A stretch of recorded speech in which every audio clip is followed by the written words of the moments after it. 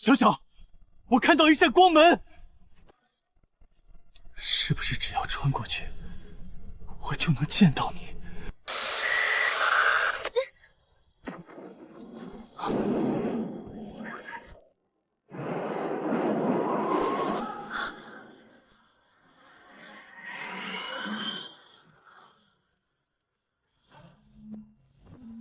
小小，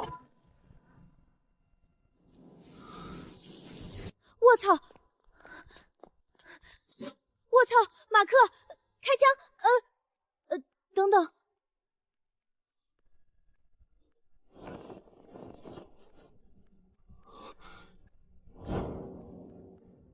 小小上神，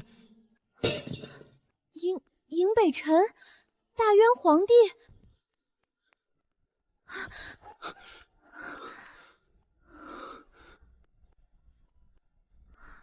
是温的，你不是画里的人，你是活生生的，真的碰到你了。干嘛呢？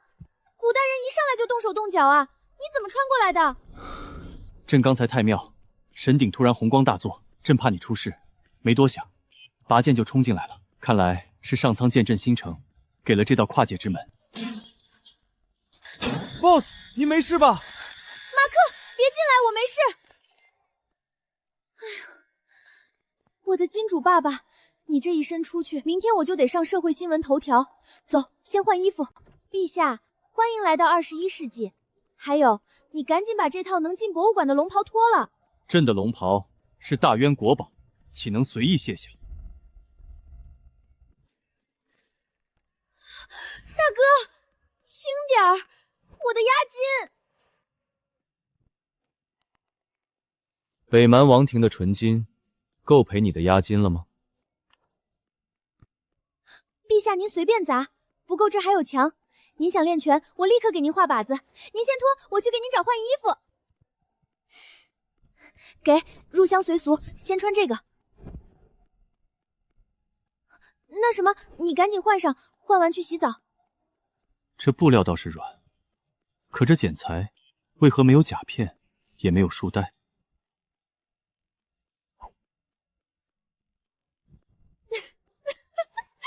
停，那是裤子，穿腿上的。原来如此，倒也便捷。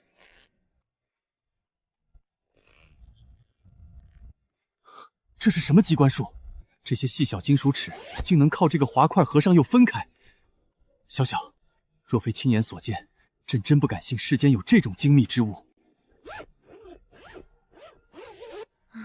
大哥，那叫拉链，2块钱一条，义乌小商品市场一天能产1000万条。2块钱1000万条，不可能！这等结构非顶级工匠不可造。若把这拉链放大100倍，用在大渊重装步兵铠甲上，只需一拉，铠甲便能快速穿好。战场上少一息穿甲时间，就可能多活一人。不愧是你，3句话离不开打仗。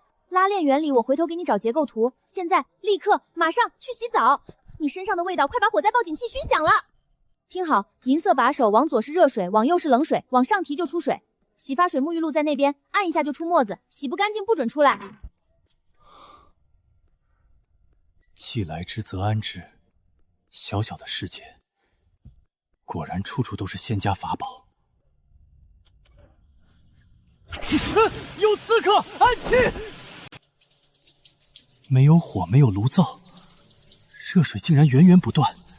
小小这府邸地下，莫非镇着活火山？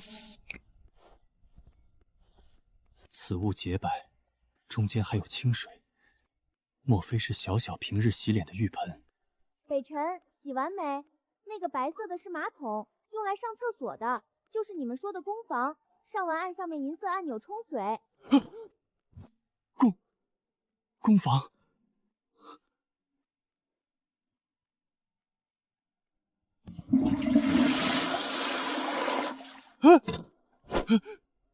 什么？怎么了？漏电了还是漏水了？小小，你这府邸里养了一头吞水神兽，朕亲眼看见。按下机关后，那白瓷盆一声怒吼，直接生出深水漩涡，把无物和半缸水全吞了。下面绝对连着冥府黄泉或者上古海眼，你若掉进去，十死无生。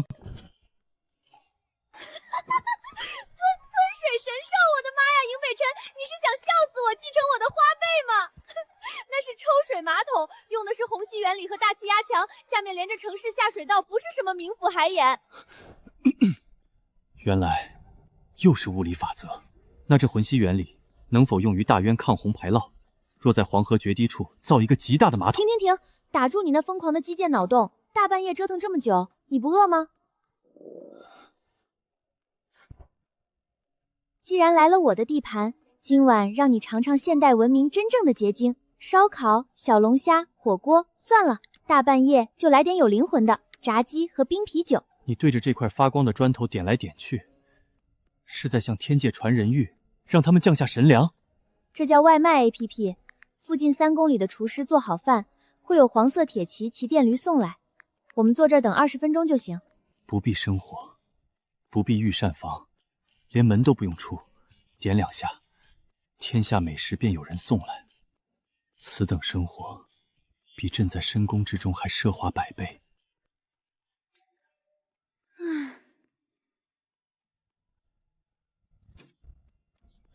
来者何人？小小退后，带朕去会会这所谓的黄色铁骑。大哥，放下的武器，那是给我送饭的恩人，不是北蛮刺客。你这一蹦子下去，咱俩今晚就得去局子里吃免费牢饭了。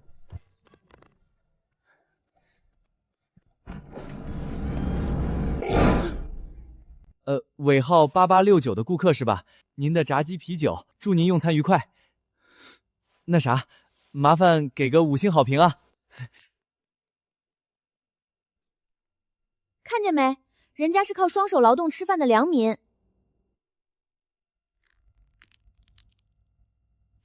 小小，你这府邸的安保简直形同虚设。那黄衣人虽无武功底子，可若在食物里下毒，你此刻已经命丧黄泉。在朕的大渊，这种来历不明之人，连皇城根都靠近不得。行了，我的皇帝陛下，这里是法治社会，到处都是天网监控。他要是敢下毒，今晚就得进去踩缝纫机。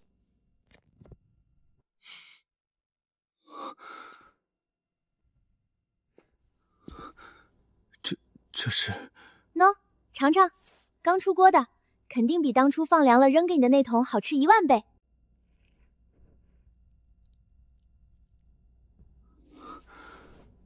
原来，这就是当年救了朕，也救了整个大渊的仙石。别整得这么煽情，赶紧趁热吃。来，配上这个，快乐青天。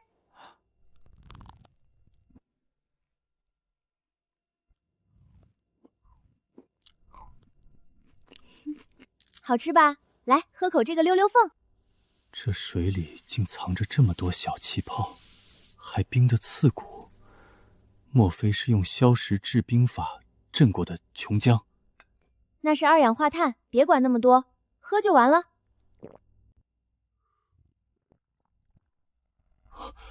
痛快！此酒酒力绵软，不及大渊烧招子烈，却有一股直冲头顶的奇特气韵，回味无穷。小小，此酒何名？明日朕便命人采购千坛，运回大渊犒赏3军。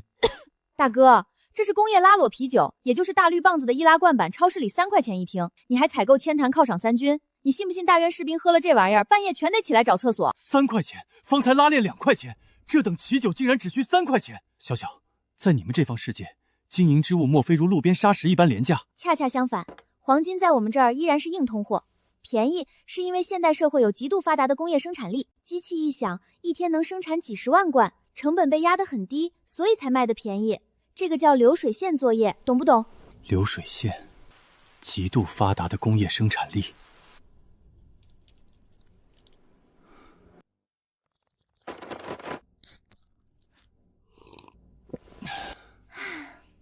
小小，朕今夜所见，胜过大渊藏书阁里的1000万卷史书。明日，带朕去看看你这方世界的真面目，可好？好。明天带你去见识见识真正的赛博朋克。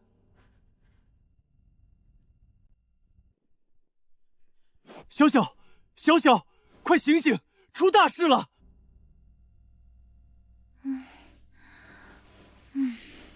又怎么了？马桶又吼了，还是拉链坏了？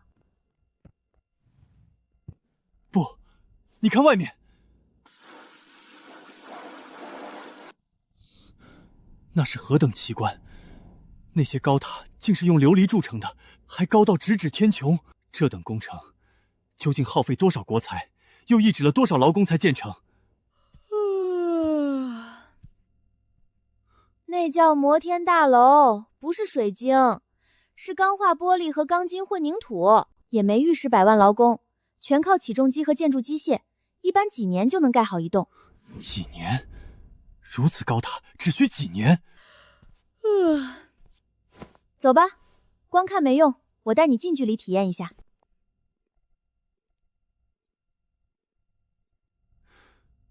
我们不骑马吗？骑马？你想被交警当场按住吗？我们坐网约车，就是你们那年代的马车，不过不需要马。上车。这便是你说过的不吃草的钢铁巨兽，它腹中为何没有拖拉机那般怒吼？这是电车，用电车，用比较安静，别墨迹了，司机师傅还等着接下一单呢。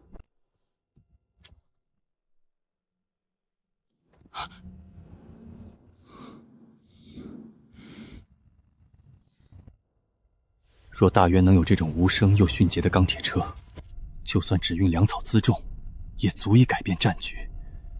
北蛮铁骑在他面前，速度便不再是优势，这才是真正的国之重器。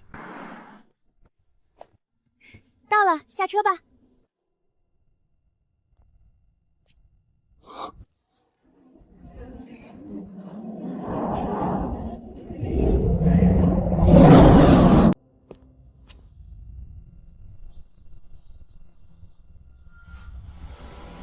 这究竟是何等昌盛的国度？怎么，被现代文明的钢铁巨流吓傻了？走吧，皇帝陛下，先进商场，我得给你买几套像样的衣服。你总不能一直穿我的旧卫衣吧？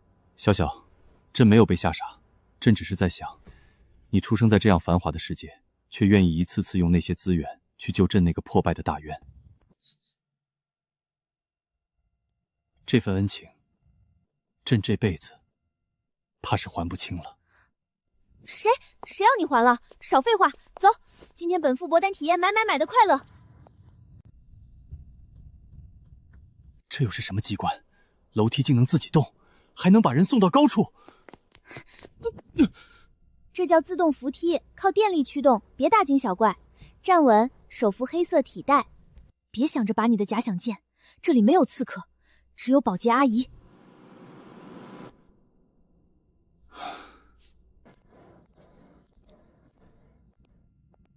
到了，这家店的西装最出名。您好，请问需要看点什么？我们当季的新款定制西装刚到店。小小当心，此地竟有逼真的无面人偶，莫非在施展邪术？邪你个头，那是塑料模特展示衣服用的。不好意思啊，我表哥刚从深山老林里闭关出来，不太懂外面的世界。麻烦拿你们店里最贵、版型最硬挺的黑色西装，按他的尺码来一套。好的，女士，这边请。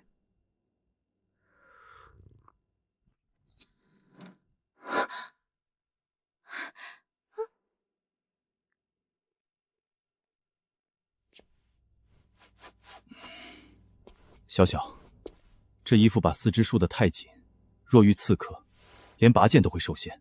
还有这领口的布条，莫非是用来上吊的？太帅了。什么上吊的？这叫领带，是现代男士正装的灵魂。而且现在社会治安很好，不用你天天想着拔剑。喂，刘总，我们不是说好今天下午签合同吗？什么？核心机床价格要上调30%？刘总，咱们白纸黑字发过意向书的。你在君悦大酒店会所。好，我马上过来。岂有此理！看我一个女孩子没背景，就想临时坐地起价30%，他怎么不去抢？有人胆敢对你毁约？大渊工业化刚起步，手扶拖拉机只是一锤子买卖，我要买数控出槽和加工设备，才能让你们自己生产。这个刘总是本市最大的二手重型机床供应商，今天合同签不下来，大渊兵工厂就得停表。走，你这身衣服太有杀伤力了，今天就以我合伙人的身份陪我去，你什么都不用说，就坐那儿，用你上朝看贪官的眼神看着他，给我镇场子。镇场子，朕明白了。对付言而无信的商贾，朕有的是手段。哎呦，小林总，实在对不住，不是老哥哥心黑，实在是这批德国进口退役机床太抢手了，现在供应链紧张，海运费又涨了，这30%的溢价我也很难做啊。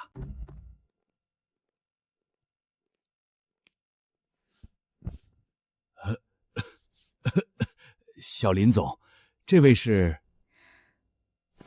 这位是我们时空贸易集团的大股东，北总。北总很看重这批机床，刘总，意向书定好的2000万总价，你现在要加600万，不合规矩吧？林总，规矩是死的，人是活的。你们新公司不知道这行深浅，这批现货除了我，全国你也找不出第二家能这么快交割。600万买时间差，你们不亏。签了吧，不签，门外有的是人排队要。年轻人别太轴，惹恼了行业里的前辈，你们以后在圈子里寸步难行。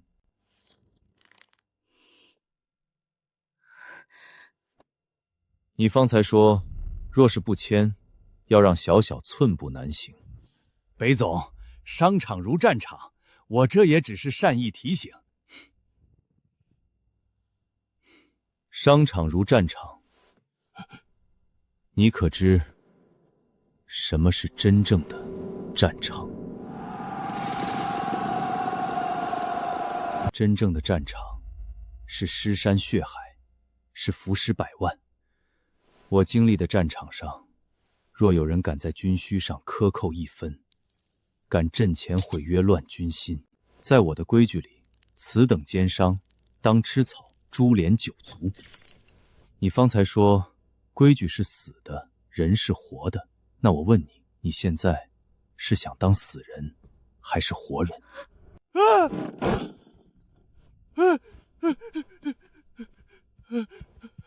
活人，我想当活人。北总息怒，我瞎了狗眼，我按原价签，不，我给2位打9折，就当赔罪了。9折，小小这一趟路费不该你赔吗？8折。8折，就8折，我马上叫法务重新打合同。小小，为何用这种眼神看我？我方才的表现可镇住了那组。你徒手捏烟头，不烫吗？你是不是傻啊？装棚做事有很多办法，干嘛非要这样？一点小伤罢了，不及北蛮人砍的一刀。只要能为你出这口气，别说捏碎一个烟头，就算拆了这座琉璃刀塔，我也不会皱眉。油嘴滑舌，你这些土味情话都是从哪儿学的？土味情话，那是什么意思？朕所言，字句发自肺腑。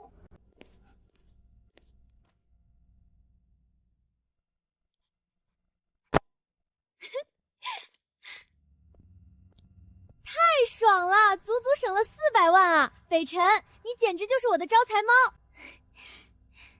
小小，怎么了？朕已经见识过你这方繁华世界，明日光门若再开启，你可愿随朕去看看朕那刚刚苏醒、被你亲手点燃工业之火的大渊江山？去，当然去。本代购员倒要亲自去验验货，看看你们把我的手扶他车改装成什么样子了。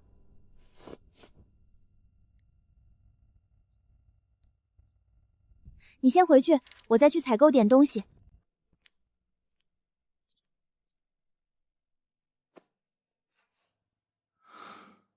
我在大院等你。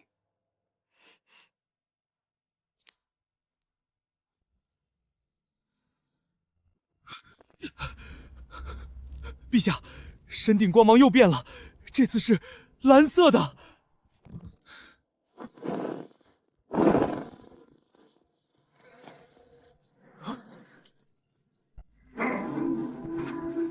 快，护驾，列阵！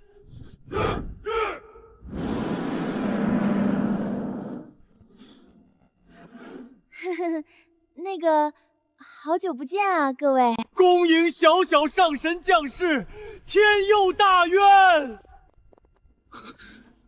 小小，你真的来了？我来看看你们把我的钢铁影兽搞成什么样了。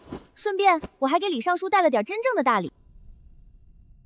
都起来吧！上神降临，乃我大渊万世之幸。今日起，太庙周边百里皆为禁地。小小，这叫汉地玄武车。他在北蛮战场上跑起来时，那些战马全吓软了。他们还以为这是大渊召出来的石铁妖兽。这可比我的拖拉机威武多了。北辰，这半年辛苦你了。为了你，为了大渊，觉得值得。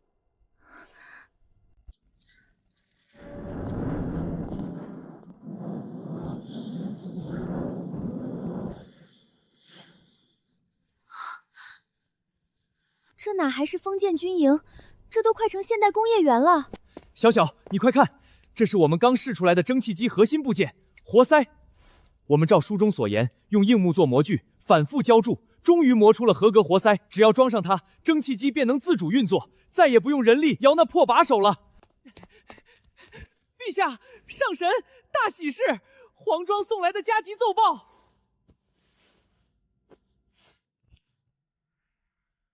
此乃仙种之王。这哪是仙种之王，这叫高产脱红薯。1亩地要是种好了，保守估计能产4000斤。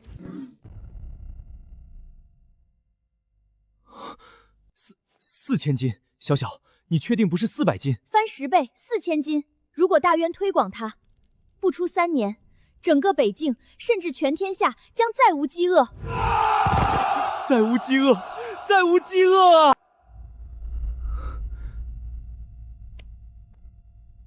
小小，朕这大渊天下，这千万黎民，皆是你一人所救。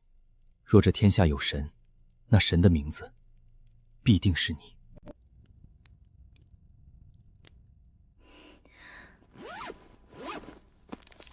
北辰，推广工业和红薯，光有热血不够。这是大渊5年经济发展规划蓝图，还有全民寄户教育改革建议书。从今天起，别只想着打仗。大渊若想真正强大，需要学校，需要知识。好，小小，你要这大渊变成什么样，朕就为你造出一个什么样。这就是红薯。别光看着，这玩意儿耐旱，但不代表随便种。我带来的土豆红薯高产栽培技术品你看了吗？别告诉我你又光看画面不记笔记。朕确实看了，只是书上写肥料配比要氮、磷、钾，大将们把太医院药草翻遍了，也没找到这3种仙药。我给你的化肥是现代工业品，你要是在大渊能找到，那我直接原地飞升了。我是让你找草木灰、人畜粪便发酵，还有骨粉，这叫有机肥。不好，钢铁巨兽罢工了！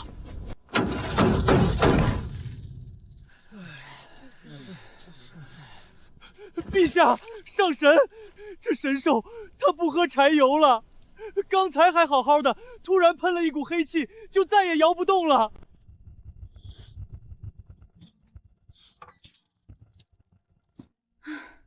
这不是罢工，这是消化不良。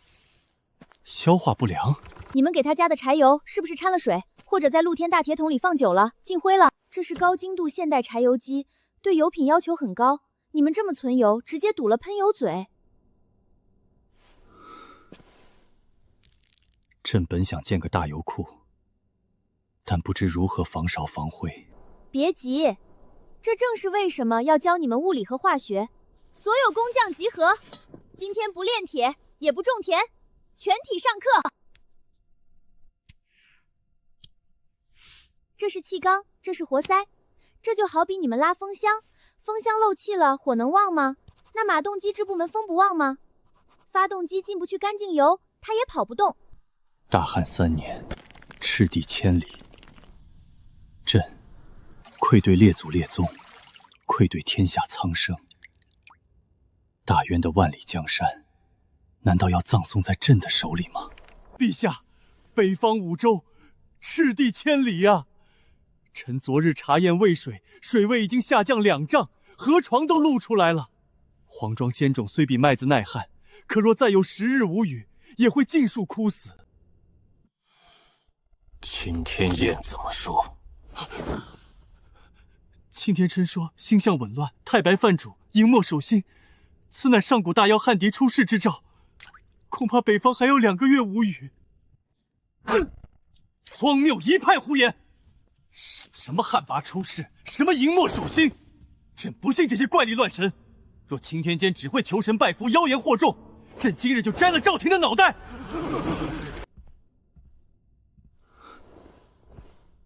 小小，你们那个世界可曾遇到过这等大旱？你们那里的人有办法让这天下雨吗？北辰，你先别急，在我的世界确实有人工降雨技术，可以用飞机或火箭弹把催化剂打进云层。但是人工降雨有前提，天空里必须有足够厚的云层和水汽。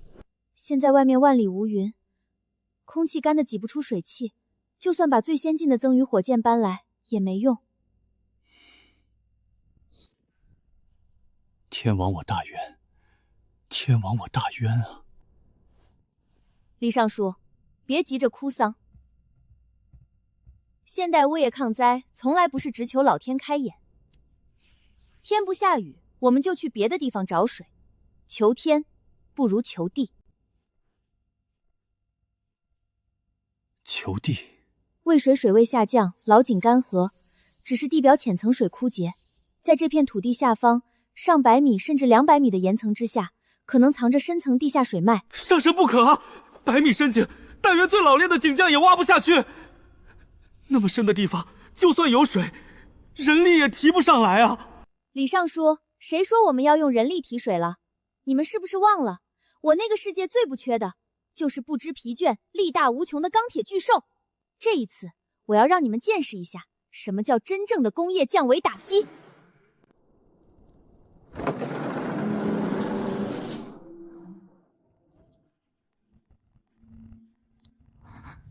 大功率潜水泵，射长至少150米，10台得联系重型机械厂调货。水管按公里算，潜孔钻机还得找专业操作手，马克得去租赁公司高价租。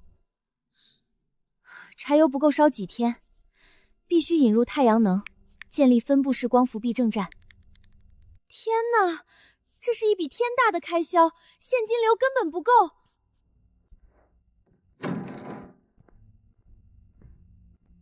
小小，这是什么？这么重？北辰，你这是……小小，朕不能总让你用你那个世界的钱来填大渊的空窿。朕是皇帝，更是你的男人，拿着这些，去买你说的钢铁巨兽。若还不够，朕明日就把晒庙祭器、龙椅金帛全熔了。只要能救百姓，黄白之物算什么？行啦，我的金主爸爸，你有这份心就够了，千万别熔先皇祭器。这些黄金和宝石拿去现代拍卖，足够买下半个重型机器厂。钱的问题解决了，接下来是时间和速度。我需要3天，调设备、找线缆、雇机械操作手、签保密协议，全都需要时间。你需要朕做什么？我会在渭水水挑黄庄，明早让李正带工部所有人把长安能动的劳力都发动起来。水抽上来后需要巨型缓冲池，不然水流太急会直接冲毁农田。好，朕明日亲自监工，3日之内用手刨也把蓄水池挖出来。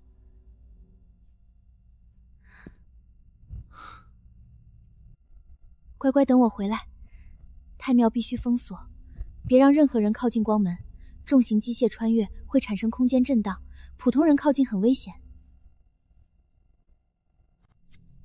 朕在亥庙门外提剑为你守关，早去早回。若在你那个世界遇到危险，立刻退回来。朕宁可大约今年颗粒无收，也绝不要你伤到一根头发，明白吗？傻瓜，现代社会可是治安社会，买个水泵能有什么危险？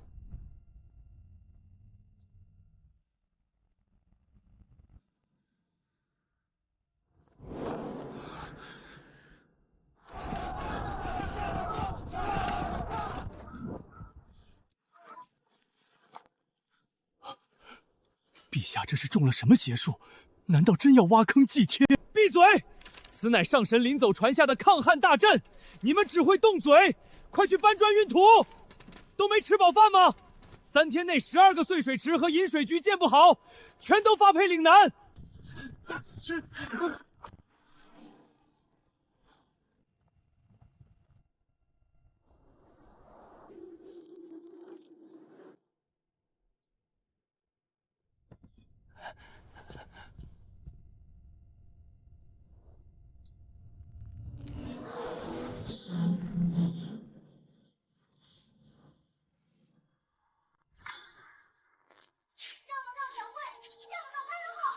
马克，动作快点，注意通道承重极限。1号履带车，全速前进。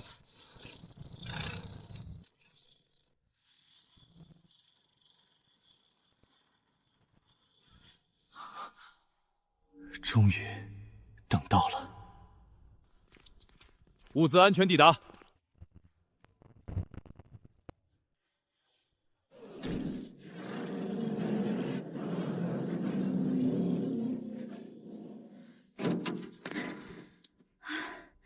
终于都到齐了。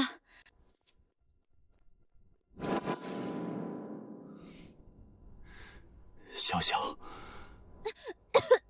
别抱了，快勒死我了！快叫你的人卸货，这些都是大渊的救命稻草。我把华东地区能调动的现货全包圆了，还把马克的安保小队雇来当驾驶员。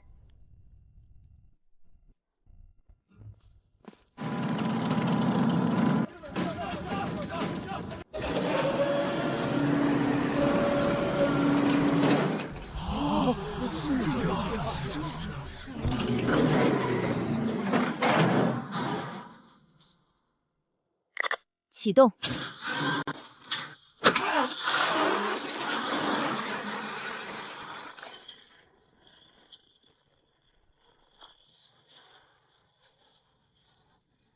尚书，让禁军把蓝色光伏板搬过来，全部按45度角朝南固定，小心背面线缆接口，别弄断阵列串联线。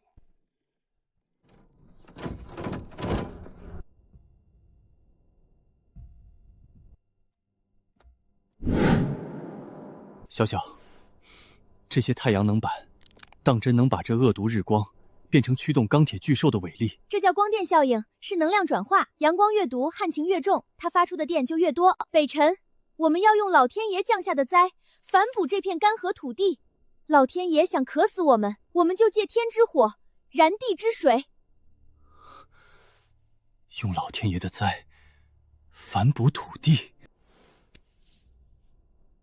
有期如此，大渊何愁不兴？别贫嘴了，地下水脉岩层已经打通，准备下潜水泵。今晚我要让这片干涸土地重新喝上水。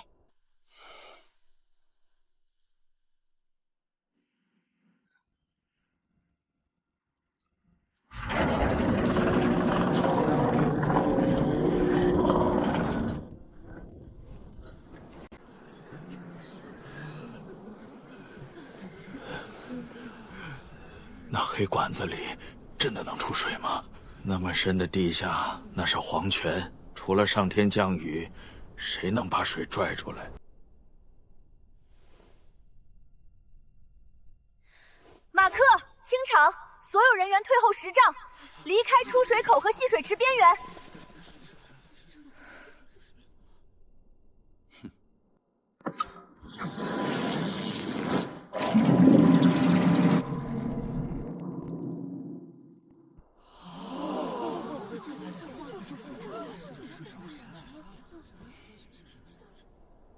一定要成功！开！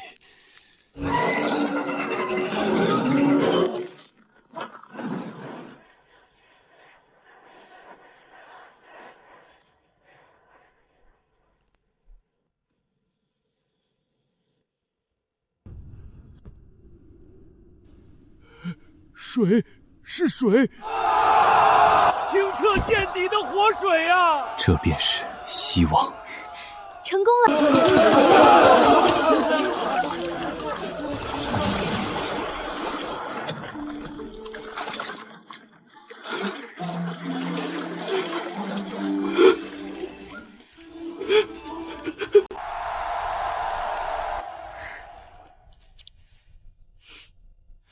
你听到了吗，小小？他们在为你欢呼，在为你落泪。你不是龙王，你是朕的神明，大渊因你而生。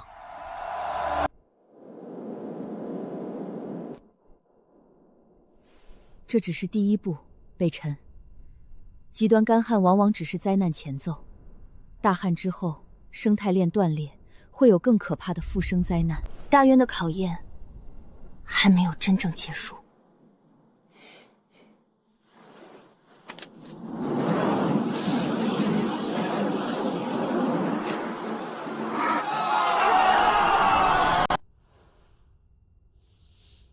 江州，有人！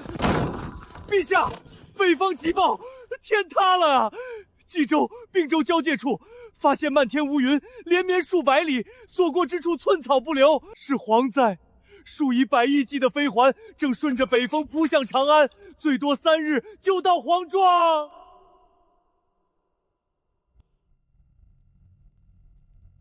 钦天监有何对策？钦天监说，这是皇神降罪，唯有筑9丈法台，由陛下焚香祷告。还说切不可兴兵杀生，否则灾祸会100倍反噬。放他娘的狗屁！虫子就是虫子，什么皇神？那只是植植目昆虫在极端环境下的群聚化变异。你们要是信老神棍的话，不敢杀虫，今年冬天就会有几百万人饿死。小规模蝗灾可以人工扑打和火烧，但100亿级虫群人力没用，我们必须用现代科技，对这群虫子实施彻底的降维打击。小小，你需要什么？只要保住大渊根基，朕全天下配合你。哪怕你要拆了皇宫，朕也不皱一下眉头。我要回现代一趟，我需要巨量现代化学除虫剂，还需要一支飞行军。他们想从天上飞来吃我们的粮，我们就在半空中把他们拦在长安城外。我要让这群虫子死在半道上。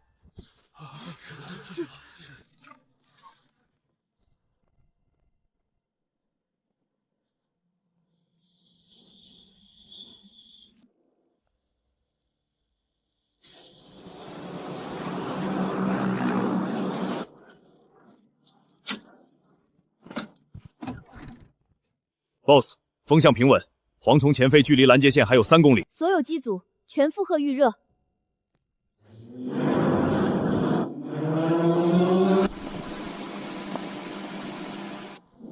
小小，这些无人机真的能挡住那片虫群吗？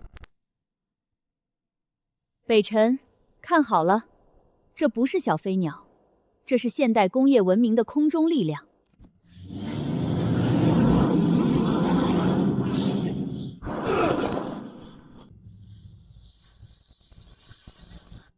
高度锁定200米，雾化喷头全开，交战！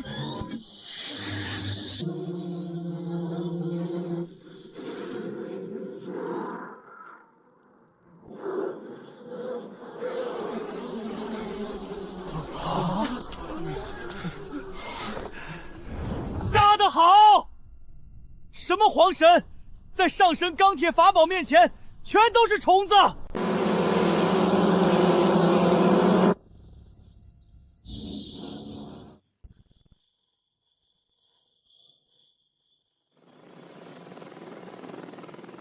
这就是现代的力量。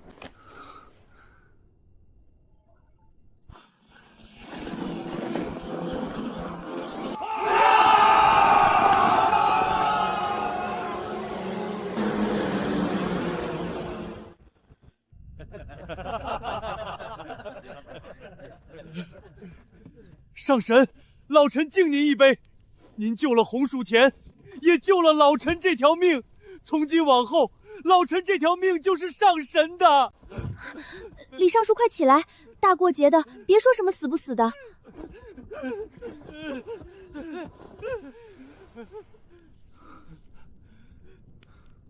小小，朕想谢谢你。谢我又帮你败家，这次买无人机的钱都够我在1线大城市买套房了。朕谢你，是因为你没有放弃。你熬夜画图，亲自调机器，累到在沙发上睡着，朕都看见了。行了行了，别煽情，黄金宝石还没变现呢。回现代卖了钱，咱们一人一半。一人一半？朕可不记得什么时候和你拜过把子。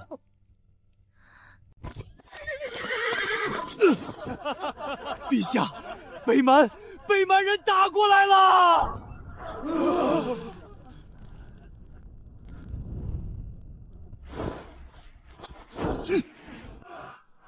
你说什么？北蛮怎么可能还有力气南侵？北蛮大单于阿古烈召集漠北36部最后精锐，号称10万铁骑，他们绕过雁门关，从死亡沙海穿过来了。死亡沙海，那片沙漠方圆800里，连骆驼都走不出去。他们死了很多人，可阿古烈不在乎，他用死亡和恐惧把36部拧成了一股绳。他说攻破长安后，粮食、财宝全归北蛮，他还要陛下的人头和上神法宝。好一个阿古烈！既然自己找死，朕今日就成全他。全军1级战备，打开武库，分发兵器，1个时辰内北门校场集结。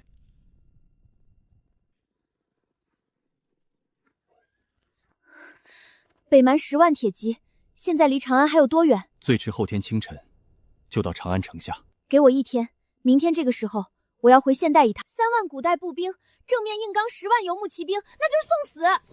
朕知道，但朕是大渊皇帝，哪怕胜算只有1成，也要打。谁说让你去死了？我要回现代搬救兵。冷兵器时代，骑兵可怕，但遇到现代火力，那就是另一回事。小小，这些东西在你的世界，绝不是能随便弄到的。若你因此犯险，少废话，就说要不要？要，朕要。小小，小心，朕在这里，等你回来。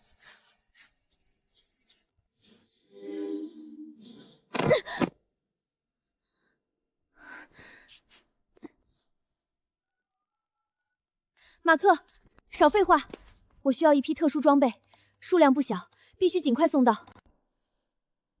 Boss， 您认真的？我朋友有麻烦，10万骑兵后天就会冲他家，你说我能不能不管？10万骑兵 ，Boss， 您这是在拍电影吗？钱不是问题，我用实物交易，你只管联系。Boss， 您真是个疯子，但我喜欢疯子。给我时间，我来联系。王总，我需要一批军用级防护装备和夜间作战设备，数量不少，时间很紧。我这是在干嘛？我一个小麦高，现在居然在筹备一场战争。朕在这里，等你回来。管他呢，死就死吧。收到。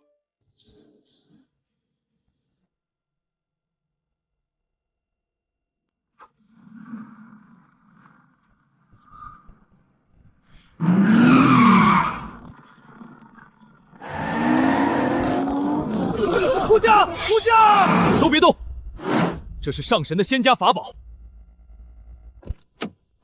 怎么样，帅不帅？本小姐现在可正经的军火女王了。你吓死朕了！你走了20个小时，朕就在太庙门口站了20个小时，朕以为你回不来了。我这不是回来了吗？快松开，我还有正事要说。北辰，这是我的安保队长马克，他打过很多仗，这一次会带人帮我们。你见过真正的战场？见过很多，陛下放心，我知道战场是什么地方。你若能帮朕守住大渊，便是朕的兄弟。战后，朕重重有赏。陛下客气，我拿钱办事。Boss 付了我3倍薪水，我现在听他的。别废话了，时间紧迫。马克，带你的人分发装备。北辰，把最精锐的禁军调来，我要亲自教他们怎么用这些家伙。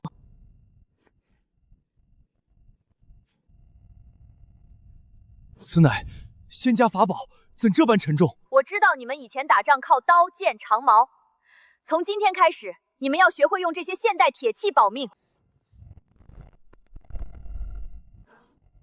所有人捂住耳朵，看清楚，他的威力只演示一次。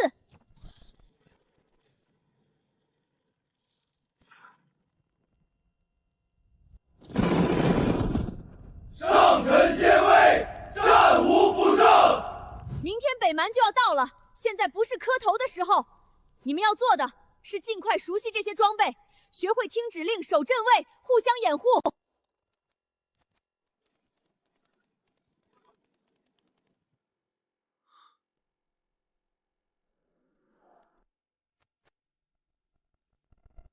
迎北辰。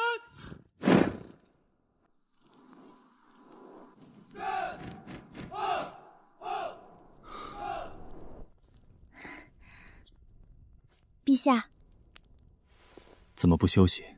明天就要打仗，你该养足精神。你不也没睡？怎么样？还紧张吗？朕10岁起就开始打仗，见过太多战场。朕从来不怕打仗，但这次，朕害怕了。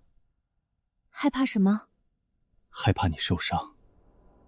你不属于这里，你该回到那个安全、和平、繁华的世界。所以你是在赶我走？不是，朕是在求你。明日开战后，留在皇宫，不要去前线。我不。这些装备是我带来的，怎么配合，什么时候用，我最清楚。你不让我去，我现在就走。罢了，你想来就来吧，但朕有一个条件。什么条件？无论发生什么，都要保护好自己。若战局不利，你立刻撤回太庙，回到你的世界。朕宁可丢了大渊，也不能丢了你。好，我答应你。北辰，等打完这一仗，我想带你去我的世界看看。朕可以去你的世界？当然可以，你又不是没去过。虽然上次被马桶吓了个半死，还把拉链链当绝世机关。那是朕初来乍到，若再去一次，朕定不会失态。那我可记住了，拉钩上吊，100年不许变。拉钩上吊，这又是什么仙家法术？不是仙家法术。算了，等打完仗我再慢慢教你。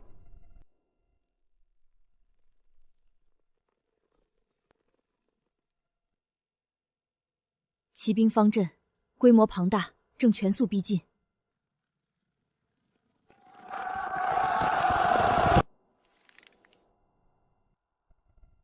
Boss， 这场面比电影可怕多了。别慌，按计划来，所有阵地确认状态。所有单位注意，敌骑接近，听我命令，不得擅动。北辰，你紧张吗？不紧张，朕相信你。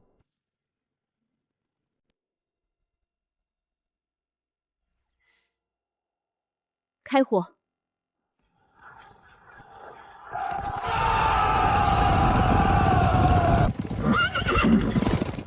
那是什么妖法？呀！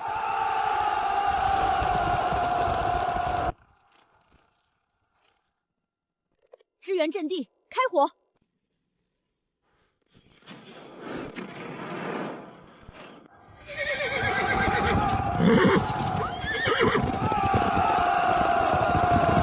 停止追击，清理战场。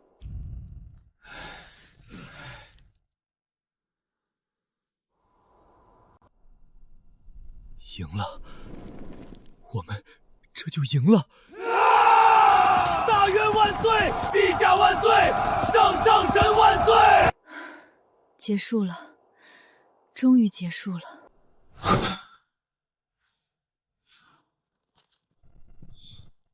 不，还没有。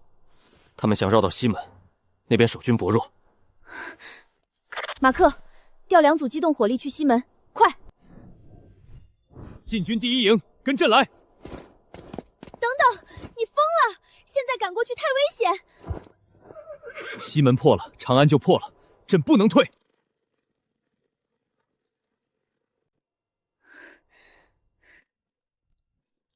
这个疯子，马克，带人跟我走。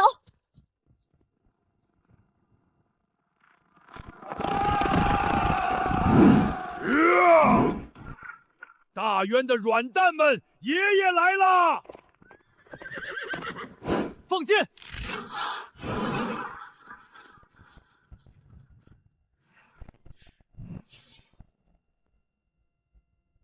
皇帝的脑袋是我的！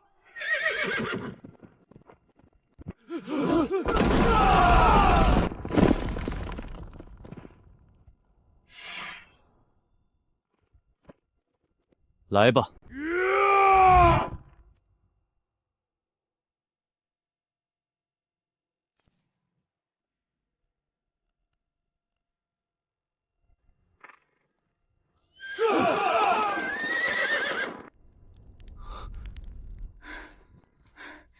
幸好赶上了你这个人，怎么就这么爱拿命硬扛？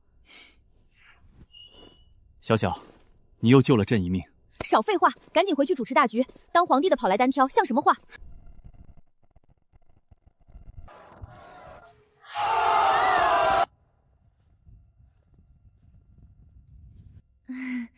这阵仗也太大了吧！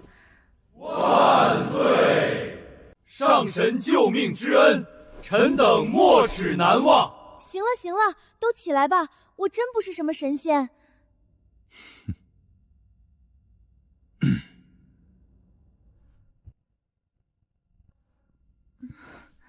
不行了，我得去睡了。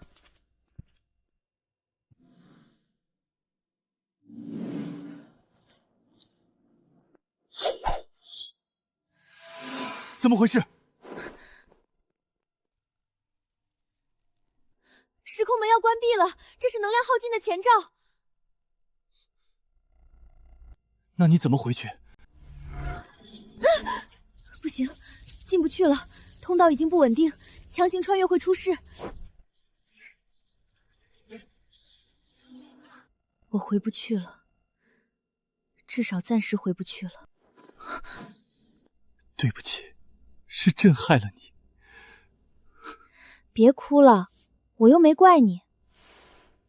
老天爷都帮我做决定了，不回就不回呗。这里也不错，有皇帝男朋友。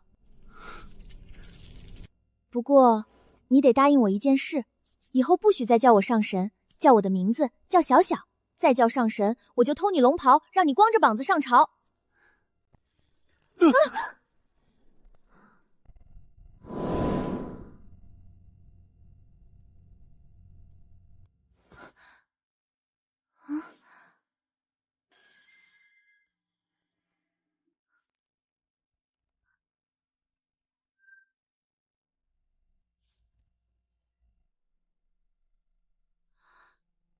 扫描二维码，这是什么东西？难道还有隐藏任务？